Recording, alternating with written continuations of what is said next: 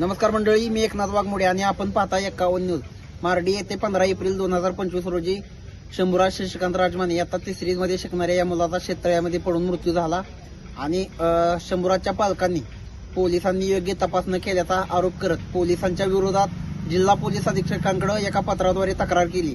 शंभूराजच्या पालकांचं नेमकं म्हणणं काय ते आपण जाणून घेणार आहोत सविस्तर व्हिडिओच्या माध्यमातून.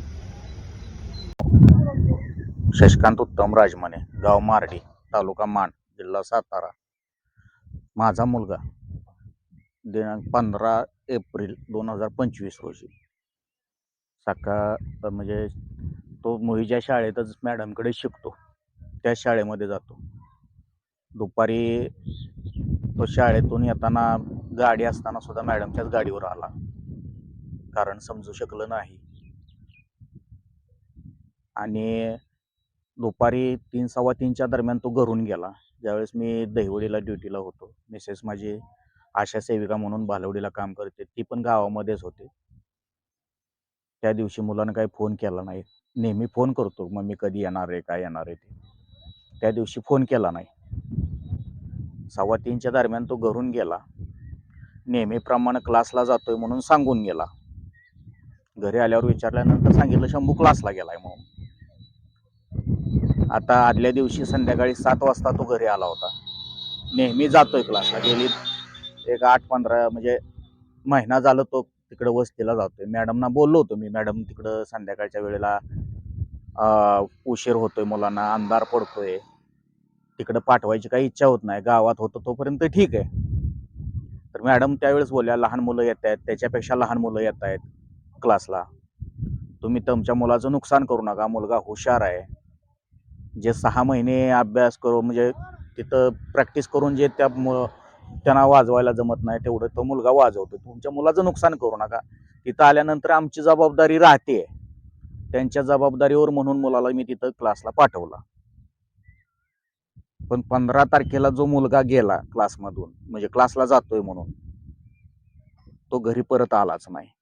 ज्यावेळेस 7:30 वाजता मुलगा घरी आला नाही, त्यावेळेस क्लासमधल्या मुलांनी जाताना घरी सांगितलं की काकी तुमचा शंभूची सायकल तिथं दिसतेय, पण शंभू क्लासला आला नाही, क्लासमध्ये बसला नव्हता. मी मॅडमना बऱ्याच वेळा सांगितलं होतं पण की मॅडम माझा मुलगा जरा चंचल आहे, उंडगा आहे, टवार आहे, तो एका जागेला स्थिर असा बसू शकत नाही, कधीच बसणार नाही. तर तुम्ही तो क्लासला आला तरी मला फोन करून सांगत जावा, मला नाही लागला घरच्यांना फोन करून सांगत जावा, किंवा नाही आला तरी बी तुम्ही फोन करून सांगत जावा. इतर वेळेस मॅडमनी बऱ्याच वेळा असं सांगितलं की मॅडम की शंभू तुमचा क्लासला आला नाही, त्याला क्लासला पाठवा. पण त्या दिवशी मॅडमचा फोनही आला नाही. मुलांनी पण सांगितलं की तो आला होता क्लासला, मनीषा काकींशी बोलला, पण मॅडमनी आम्हाला सांगितलं की आम्ही मॅडमना सांगितलं की मॅडम शंभूची सायकल दिसते तिथं, शंभू क्लासमध्ये दिसत नाही. तर मॅडमनी मुलांना बसायला सांगितलं. त्यावर मॅडमनी कोणताही म्हणजे विचार कोणत्याही पद्धतीचा केला नाही, किंवा विचारलं पण नाही, की विचारात घेतलं पण नाही की शंभू कुठं असेल, काय असेल. क्लास झाल्यानंतर मुलं घरी जाताना मुलांनी सांगितलं. नंतर मुलांनी सांगितल्यानंतर आम्ही शोधाशोध केली, वाडी वस्ती जिथं जिथं तो खेळायला जातोय, त्याचे मित्र कुठं आहेत, त्या सगळ्यांच्या घरी जाऊन चौकशी केली. शेवटी मुलगा कुठेही दिसला नाही. मग माझे बंधुराज, आमचा चुलत भाऊ हनुमंत राजमाने, हा शेवटी त्याचा फोन आला मला की दादा तू स्टँडवर ये, आपण दिलीपला घेऊन त्याच्या वस्तीवर जाऊयात, सायकल तिथंच आहे. आता सायकल शिवाय तर मुलगा गावात येऊ शकत नाही, त्याला सायकल शिवाय कुठंच जमत नाही. घरातून चौकात जाऊन काही वस्तू आणायची म्हणलं तर तो सायकल घेतल्याशिवाय घरातून बाहेर पडत नाही. ज्यावेळेस घरातून म्हणजे सुरुवातीला फोन केला त्यावेळेस मॅडमनी फोन उचलला होता, मुलीनं माझ्या फोन केला होता. तर मॅडम म्हटल्या होत्या की 3:30 वाजता तो आला होता. नंतर मिसेसनं एक 15-20 मिनिटानंतर फोन केल्यावर सांगितलं त्यांनी तो आलाच नाही म्हणून. असं 2 वेळा जबाबात बदल झाला त्यांच्या, म्हणजे त्यांच्या बोलण्यातून फरक आला. त्यानंतर शोधाशोध झाल्यानंतर पुन्हा संध्याकाळी माझे बंधुराज, मी आणि दिलीप नलवडे, मॅडमचे दीर, असं 3 जण तिथं गेल्यानंतर त्यांनी बंधुराज बोलला, म्हणले तुझे कुठं तळ आहे, कुठं बारव आहे, विहीर कुठं आहे, दाखव आम्हाला. मग ते विहीर दाखवताना पण ते नलवडे म्हणला इथं एवढ्या लांब कोण अडचणीत येत असतंय का रे बाबा, तरी पण दाखव म्हणला. म्हटल्यानंतर तो पुढे गेला. त्यानं बॅटरी घेत, मॅडमनी बॅटरी, तरी बॅटरी देताना पण त्याने जरा कुरकुर केली. मग दिलीपनं सांगितलं ह्या खोलीमध्ये आहे, इथं आहे बॅटरी, द्या. त्यांनी बॅटरी काढून दिल्यानंतर परत घेऊन गेल्यानंतर मग दिलीपनं सांगितलं बाबा असा कडकडं जा बघत बघत. मग तिथं पुढे गेल्यानंतर तो मुलगा पाण्यामध्ये तरंगत असलेला दिसला.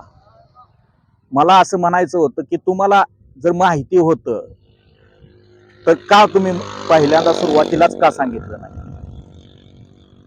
का माझ्या मुलाचं असं काय केलं होतं त्यानं की तुम्ही जबाबामध्ये प्रत्येक वेळेस जबाब बदलत गेला?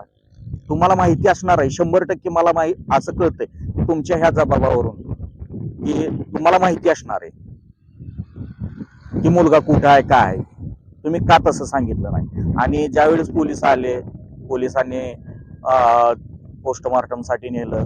पोस्टमॉर्टम करून आणल्यानंतर दुसऱ्या दिवशी आम्ही दहन दिलं त्याला. पण आमच्या दुःखामुळे आमच्यासाठी हा पहिलाच प्रसंग आहे. कधीच आम्ही असं की कधी आयुष्यात पोलीस स्टेशन नाही, कचेरी नाही, कोर्ट नाही, कुठलीच आमच्यासाठी नाही. मग जसं जसं लोक सांगत गेले तशा पद्धतीने आम्ही सावरत गेलो.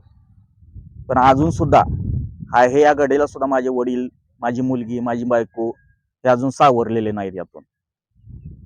पोलिसांना मी विचारलं बाबा की कसं काय साहेब, काय परिस्थिती काय आहे, काय नाही. तर ते म्हणले तपास चालू आहे. आज 1.25 महिना झाला पूर्ण. तर तपासामध्ये त्यांनी आम्हाला ह्यांनी सांगितलं, तुमच्या हांगे साहेबांनी सांगितलं तुम्ही शिंगणापूरला एक दिवशी या, आपण तक्रार नोंदवून घेऊयात. त्यांनी जबाब पूर्ण तयार, पहिल्यांदाच ते तक्रार पूर्ण तयार करून ठेवलेली होती. तिथं जाऊन मला फक्त त्यांनी सही करायला सांगितली, यात तुमची शंका काय आहे का? आता आम्हाला अनुभवच नाही, तर त्यांनी फक्त सांगितलं ह्या दोघींच्यावर गुन्हा दाखल केलाय आपण, तुम्ही सही करा. सही केली. पण त्यानंतर मला असं कधी जाणवलं नाही की कोणाला अटक नाही, कोणाचा तपास केलाय नाही केलाय, असं कुठली तशी पुढची काय म्हणतात त्याला तपासाची अशी बाजूच दिसना झाल्या.